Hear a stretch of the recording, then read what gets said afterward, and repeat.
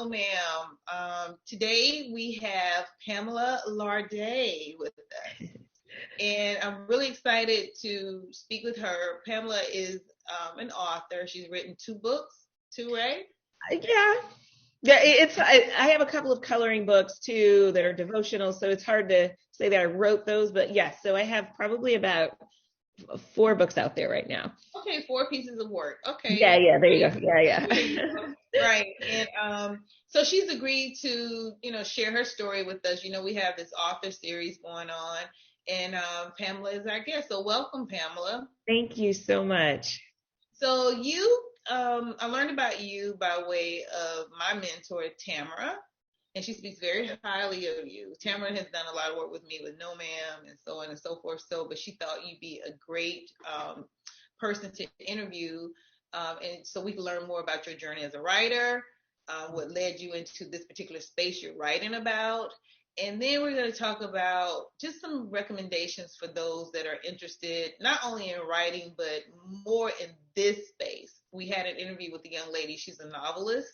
So Nice. she's more into fiction and, but she has some work that is not, that is nonfiction as well. Okay. So, but you're more in the self-help space. So let's talk about you a little bit. So tell me who you are, where you're from, and we'll go from there. Okay. All right. And I have to throw in that I've been wanting to get to fiction so bad. So one day I One, hope to be in the fiction world. Yeah. So my name is Pamela Larde. I have a nice cadre of professions. And so I'm a college professor. I am a director of education for the Institute of Coaching. And then I have a coaching school and I have a publishing company. So I can talk about publishing as well. But I'm from originally California, born and raised there, and moved to Atlanta probably about, I think, 11 years ago now, and really just kind of started my life over after a divorce. And really the divorce was the catalyst for the first book, though I've been a writer my whole life. I think the thing that really got me to just like pull the trigger and actually write a full book and publish that full book was the divorce and the transition, I was going to say transformation. I guess that's what it was too. But that life transition, is what did that and brought me here, to Georgia. okay, so from prior to Georgia, it was California. California. I skipped Milwaukee. I was in Milwaukee for 7 years. That was the time that I was married. So I moved to Milwaukee to accept an engagement, to get married, to have my daughter, to get my PhD, and to get divorced, and then to move to Atlanta. Yeah. So PhD and your baby. All right. So the Milwaukee thing wasn't so bad. Yeah, I shouldn't skip over Milwaukee. So your book, let's see, we have Letters of the Brokenhearted and Dancing in the Dark. Right? So Letters to the Brokenhearted, Dancing in the Dark is and I hate to minimize it. It's just an ebook. It's a small, short book that I hope to one day expand. And then I have two books in the coloring book series, which is it's the Color Your Life series, and so it's a combination of coloring pages, journal pages, and devotional pages. And then the book I'm working on now for the spring is called Joyfully Single. So that's what I've got. So did your divorce lead you? I think you said that it led you into this space of writing. It pushed me to completing a writing project for the first time. I've written so many things. I even wrote a book prior in high school, and it was fiction, but I never did anything with it. So this actually pushed me, and it was huge therapy for me to write the book, but it pushed me to actually get a writing project finished and into the world. Okay. So your PhD, talk to me a little bit about your education and how it has influenced the writing space. Oh yeah. And it's interesting because I almost think it was the flip for me. I think it was the writing that influenced the education, because I went to my undergrad and I majored in journalism because I thought, I'm going to write for a career. That's what I'm going to do, and be a journalist in some capacity. I I went to journalism school and I got my first internship for NBC, and I hated the politics that happened behind the camera. And I thought, I don't think I could do this. So I went and got my master's in student affairs, and decided to work on the college campus to help kids get through college, because that's a whole story in and of itself. But I went to school as a single mom, traditionally college age, 19 years old, with an infant, and lived on, not on campus, but near campus. So I was highly involved on campus. And so I wanted to show other people how to get through college. So that influenced my decision to get the master's in student affairs. And then the PhD, which is in leadership. I just thought, if I major in leadership, it would allow me to help other people become leaders of their own lives. And in the interview process for the PhD, they asked me, why do you want to get the PhD? And I said, because I really want to write. I want my ministry, so to speak, which would largely be outside of the church, but I wanted it to be through writing, and helping to serve people in that way. And that was my objective going through the PhD, is that eventually I'm going to use this degree to sort of validate my writing and to give me access to spaces I might not get having the PhD on my book as a writer. So that's always been a thing. It's always been my focus, my drive, is to write in some way, shape, or form. So this particular space that you're writing in, it sounds more like self-help to me, maybe. Yeah, I think that's accurate. Yeah. And so tell us about that space for you. Tell us about this first book. Yeah, it's funny because I've always had a desire to help people through writing. I remember being 16 and writing out this whole, gosh, I wish I knew where it was, but writing out this whole sequence of advice to give people, and in the school newspaper, I was the advice column person. So it's always something self-help was a natural place for me to land, at least to start, because I think I have a really good eye for, there's this, what do they call it? People who are empaths. So I have this really good eye and this really strong ability to connect with the deepest part of people. And so I guess that's what has landed me here. And so when I was going through my own hardship, I was really writing the book to myself. That's why it's called Letters to the Brokenhearted. I was brokenhearted, and I coached myself through the heartbreak. How am I going to get my life to a better place and at a higher level after starting back from rock bottom, really? And so I wrote letters to myself, and at one point I realized this needs to be intentional, because these letters can help other people as well. And that's when I transitioned from just journal writing for myself and into, this needs to be for other people who are going through this as well. Well, I think that's wonderful. So no, ma'am, we are women 40 and up.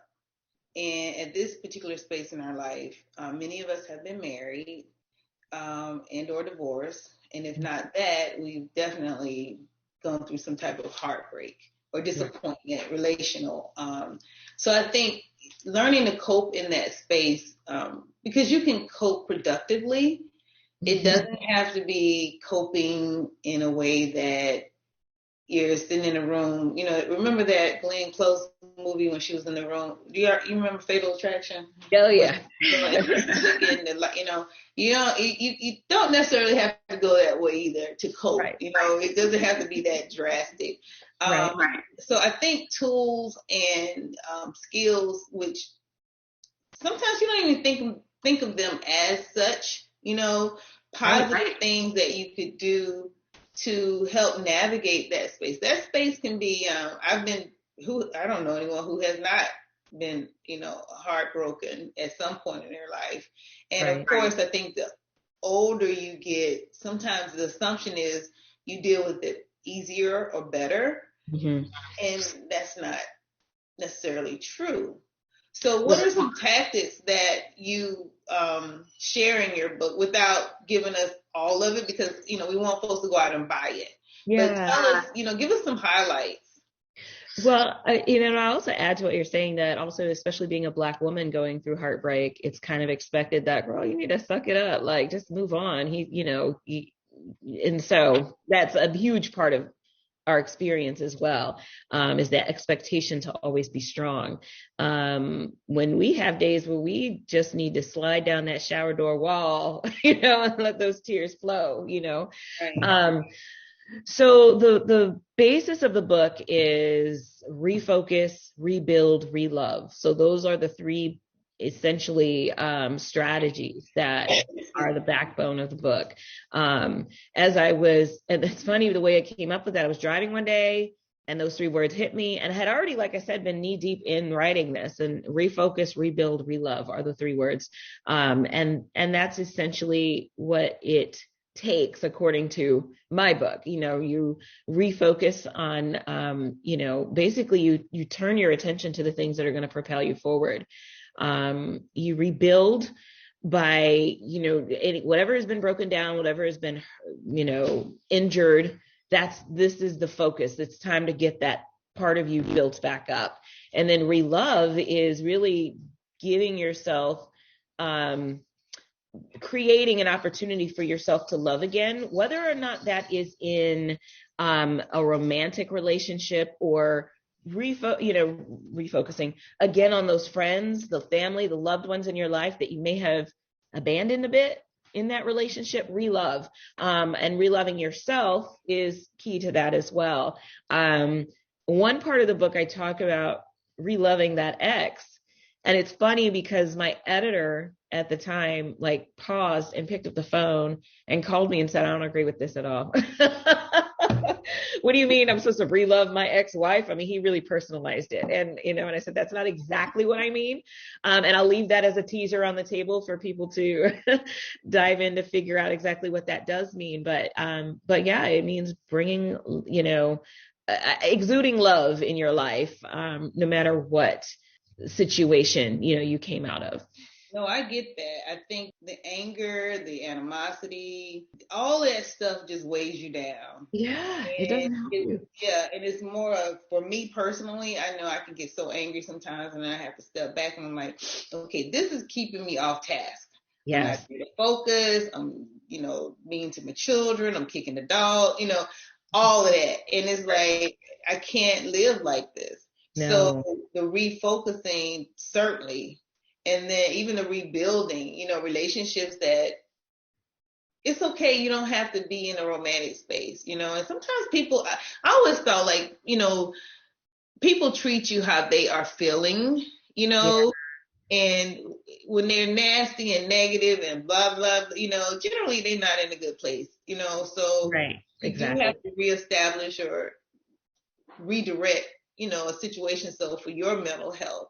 Right. So have you had, now, please forgive me, but are you, your PhD, do you have patients? Do you work with patients at all? Do you have clients? So I'm a coach. So I have had clients. So I've done a lot of coaching, and I wrote the book from the lens of coaching. Okay. But I don't do medical, type of doctoral work. I'm more on the research end. So I do a lot of writing and research. So outside of my books, what we haven't really mentioned at all were just more some of the scholarly publications and book chapters and things like that I've contributed to from a research lens. So I'm also a research writer. Okay. Yeah, but no, I don't have clients. I at the time, because I have transitioned to a coaching school that I run, and my instructors and my team train people to become coaches. So I've been so consumed with that I don't really take clients these days, unless it's a special program that I've decided to, launch, which I do from time to time. Gotcha. So you're training people to be coaches. Yes. Excellent. So is that are you doing that remotely, or are folks coming to you? So it's a combination of both. our school is remote primarily, but what is it called? COVID. Before COVID, we were actually traveling to cities, we actually had Abu Dhabi on the schedule when the whole country shut down. So we traditionally have been virtual with some in-person training opportunities. For now, we're back to virtual until further notice, until, we know what's going to happen with COVID. So in your space, going back to Letters of the Brokenhearted, are you finding that, what was the reception from that piece? The folks that actually, purchased it or read it, or what kind of feedback are you getting, or were you getting? Yeah, I released it in 2013, and I received a lot of really surprising feedback. I expected, of course, I wanted it to be positive, which it was all pretty positive. What surprised me was who was reading the book. A few of the people who've reached out to me have been men who have said they've read the whole book and it spoke to them and they identified with every word that, was written. I had a mother whose son died in Afghanistan, and the grief that she was experiencing, she said that she read the whole book and that the book helped her refocus, rebuild, relove after the grief, or through the grief, because the grief, I don't know if it necessarily goes away, but through that grief, she was able to implement some of those strategies. So I've had some pretty interesting and, really great feedback in situations that I did not know this book would necessarily apply to. Mm-hmm. And I think especially during this time of COVID, Yeah. we're all, we're actually having to rebuild, refocus, relove. Yes. So many different things. We are isolated from our loved ones. We're trying to figure out how we're even gonna. It's getting better, I believe. But just this whole new normal for us in this country, at least for this generation, I should say, is posing us to think differently about a lot of stuff. And I think those 3 tools that you mentioned are applicable even in this space. Having to learn to, like when you said relove, maybe you did have a love of reading, maybe you had a love of cooking, maybe you had a passion for the things that were put aside because of what we couldn't do based on our lifestyle or everything else that we were having to do prior to COVID. So we're having to redo a lot of things and reposition ourselves so we can be functional. I think moving forward, are you looking at writing a part 2? Are you looking at more work in this space, or are you branching out into another area of self-help? Yeah, the part 2 has been on my mind for a very long time. So I'm not totally sure, but what I am sure about is that I've looked at the collection of all of my work, primarily on the research end, and have decided that my focus is joy. Everything that I've done, I've looked at how people overcome hardship, how military personnel who have returned from combat reintegrate into society, how their families support them, how people recover from divorce, how college students recover from heartbreak. And when I looked at the central theme of everything that I've really done, it's really been trying to teach people how to find joy, how to overcome those challenges and get to a place of joy. And so I said, you know what, that's my line. That's my, so ever since probably December of last year, I've been diving into the research on joy. And I actually started writing Joyfully Single. And so I guess we can call that a sort of a part 2, because the way that I ended, I'm not giving away how I ended Letters to the Brokenhearted, but I kind of left people with the idea that there's hope, for love in life. And what I have learned, maybe I'm now 10 years post-divorce, what I've learned is that, yeah, there's hope for love, but it might not always look like you think it's going to look like. Right. I thought 3-4 years post-divorce, I was going to be fully engaged and married and have more babies. And no, that has not happened for me. And in fact, there's a time where I would have looked at today's me and said, why did this happen that she didn't get remarried and have more kids? But because I thought that wasn't appealing, I thought that, as you go into your 40s, you've got to have that kind of security. You've got to have the partner in life, or something's wrong. That's what society has, continued to tell us. And that's what the secret voice in the back of our heads keeps telling us, that, there's something not right if you don't have that partner. So fast forward to today's Pam, and I have never been at more peace and happier and in love with life than I am now. And I'm single. and so I'm no longer in that pursuit for partnership. I am completely enjoying and loving my life. And it's a great place to be, because when I do get to a point of a partner presenting themselves, the barometer is this level of joy that I have. And if they're bringing anything less than that, it's going to be abundantly obvious, because my objective isn't partnership. My objective is joy. So it just makes a huge difference in how I approach life. And so you asked me about feedback, and it's so funny because I've had friends and even Facebook folks respond, because I post about joy all the time. That's crazy that, how could you possibly find joy in singlehood? Singlehood is a mess these days. Singlehood is horrible.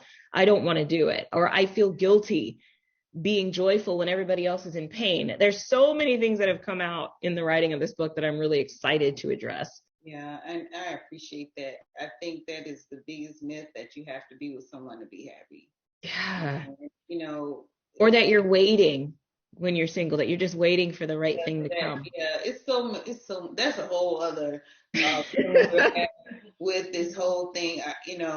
I'm a late bloomer in terms of everything. My baby showed up at 42. I had a baby at 42 by myself. I met my husband, but when my child was 6 months, and we got married when I turned 45. Ooh. And I'll be 55 in December. Wow. So I'd love to interview you.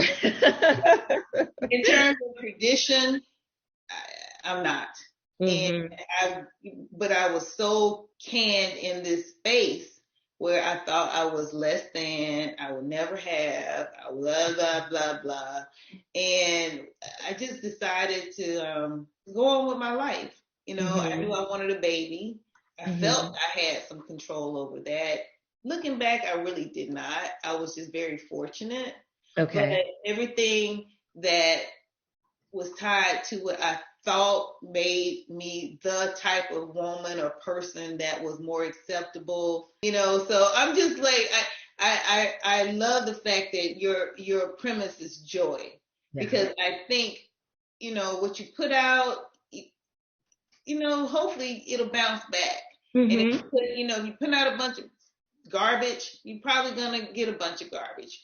And then people can't write. Someone told me the other day, I was like, gosh, a lot of my friends, we're having the same conversations, and all of my friends aren't friends with each other. So mm-hmm. I picked up the phone, I called one, talked the other one in Wisconsin, the other one in Atlanta, and we're all kind of saying the same thing. And one of them said to me, it's because, you're now rising to a different level. And if people aren't kind of like-minded, you're not having conversations with those people. Right. It's true. So, yeah. And so these people don't even really know each other. And I'm not sharing my conversation with, but it occurred to me that, we're all kind of trying to rise above. Mm-hmm. And I think joy is so important, that, I lost my mother 2 years ago. I guess it's 2019, right? April 2019. Mm-hmm. And so it's been almost 2 years, I should say. Right, Tamara? Yeah, a little over. Yeah. See, you can't even add. I know, the time is all, yeah. Time is screwed, but life is different now, all of this what I'll say bullshit that I used to. I'm like, I don't have that capacity anymore. I just don't have. I physically don't have room for crazy anymore. Exactly. Right. So and other people have had other losses or gains, which shifted them as well. Mm-hmm. So I love the joy aspect of it because that will just, that'll just start you off right. If you got Yeah, it I right, mean, the moment a buzzkill person comes into your life, you feel it, and yeah. you're less likely to tolerate that. And you're like, what is? Oh, it's you. Oh, yeah. So yes, I love your premise, and I'm excited that you are in this space because I think women, you're right. We're always told, girl, you don't need, or you got, or and it's so much that we can't even keep up with all the expectations Yes. of what we're supposed to be, supposed to do, supposed to look like, supposed to feel like, Right. supposed. And I like being around folks that are like, whatever, you know, Hmm. and that's who I've become. I wasn't always like this, and I still have a way to go, but I like who Mari has become, and I Love like it. the fact that those life lessons have positioned me here. And then Yeah. even what you said, the joy aspect of it, it's a nice start. It's a nice Yeah. start. It So truly. with the color, I do want to ask you one more thing. I like the coloring books you mentioned. Mhm. I think those are the grown up doodling, tell us about that because some of the members may be interested in learning more about your coloring books as well. Yeah, and actually they, I guess, are spinoffs from the book because it's Color Your Life, 30 Days of Refocusing, Color Mm-hmm. Your Life, 30 Days of Loving Yourself. I think it's not refocusing, it's rebuilding. Okay. And then 30 Days of Loving Yourself. I was actually in the middle of producing a third one, which was 30 Days of Healthy of Health or something because of COVID, but helping us get to, in the mindset of healthiness and wellness. And and it's a shame because that one's done and it's been done and haven't pushed it out yet. So Coming. maybe I'll jump on getting that out. But the idea is, psychologically speaking, there is a lot of healing that goes along with coloring. There's a lot of benefits to coloring, just relaxing our minds, and there's just so many things that we can benefit from it. And so the idea was, well, let's make it intentional. Let's help people to process their lives while they're coloring. So, the images are really amazing. They are definitely focused on Black women and the beauty of us. Although that's just those two books, we actually have some laid out for men as well. And, because we have actually had men say, what about us? So yeah, but the idea really is in response to understanding the psychological benefits of coloring and partnering that with self-help and growing ourselves from the inside out. So what can we find your work? Where are you? I'm on Amazon. There's an author page there. Actually, there's two because, like I said, I'm in the middle of changing my name. I came out as Pamela Antoinette with my first book, and that was primarily because I wanted to protect the identity of the men that I was writing about in the book. Okay. That didn't work. It's funny because even though my last name was nowhere on the book or nowhere to be found, it's funny when my ex-husband was on a date once and he said, so this woman has your book. She brought it to the date and Oh proceeded wow. questions. Yeah, it was, I was like, wow, my bad. And he thought it was funny and, he was over it. But so that was the intention in coming out as Pamela Antoinette. And then over the last, I don't know, 7 years, I've decided to just use my last name. So on Amazon, you could find me as Pamela Antoinette and as Pamela Larde, Larde. All right. Well, we look forward to other great things from you. And I think what we'll do is share, your information again with the ladies. and also your book cover so they'll know exactly what it looks like when they're going to buy it to make sure they get it. And then we're looking for more work from you. I think you got a lot more stuff to do. A lot. Yes. Yeah, and you're right. Men can certainly, because they too are, put in these little pockets of expectation, and Yeah. and so that should be just as appealing to them. Yes, absolutely. And it has been. In fact, my largest audience has been men for quite some time. Wow. Yeah, yeah, which is really great because Lord knows our brothers need help too. Yeah, yeah, So, they do, and I think you're a good place to find it. So thank thank you. you. So that will conclude our interview. Well, And thank you so much. you are very welcome. And Tamara's sitting right here. Hey, I've been Pamela. Here she goes. Hi. So we will be in touch and we'll let you know when it's gonna air. Are you in No Ma'am? No, but I need to be. Yes, you do. We agree on that. Yes, ma'am. So I'll get the link to you. Okay, thank And you. so thank you, ma'am. Thank you so much. It was nice meeting you. You Bye, too. Tamara. Bye.